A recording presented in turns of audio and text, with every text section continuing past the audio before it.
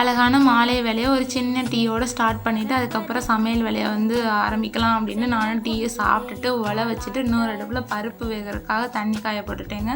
அதுக்குள்ளே உலையும் காஞ்சிருச்சா அரிசியை படைச்சிட்டு அதுக்கப்புறம் அரிசியை களைஞ்சி போட்டுட்டு அதுக்கப்புறம் கொஞ்ச நேரத்துலேயே காய்கறி வண்டி வந்துருச்சு. ஒன்றுமே இல்லை வெந்துட்டுக்கும்.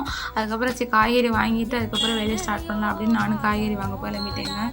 வாங்கிட்டு வந்த காய்கறியில் காலிஃப்ளவரை மட்டும் எடுத்துகிட்டு 65 மாதிரி போட்டுடலாம். ரசம் தான் வைக்க போகிறோமே, அதுக்கு வந்து 65 மாதிரி போட்டால் நல்லாயிருக்கும், அப்பாவும் விரும்பி சாப்பிடுவாங்களே அப்படின்ட்டு நானும் 65 போட ஆரம்பிச்சிட்டேங்க.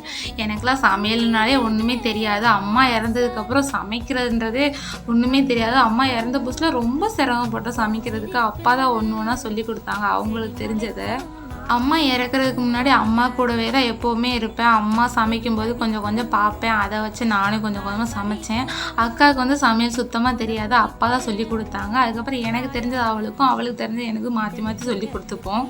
அப்படி தெரியாத பட்சத்துக்கு பக்கத்தில் சித்தி பெரியம்மா அவங்கெல்லாம் இருப்பாங்களா, அவங்கள்ட்ட கேட்டு கேட்டு கொஞ்சம் கொஞ்சமாக தெரிஞ்சு அதுக்கப்புறம் தாங்க சமையல் அப்படின்னாலே எங்களுக்கு வந்து ஃபுல்லாக தெரியும். இப்போ வந்து எது கொடுத்தாலும் சமைச்சிருவேன் அப்படின்ற லெவல் வந்து தைரியம் இருக்கும். வீடியோ பிடிச்சிருந்தா லைக் பண்ணி சப்ஸ்கிரைப் பண்ணுங்கள். வீடியோ பார்த்ததுக்கு ரொம்ப நன்றி. தேங்க்யூ.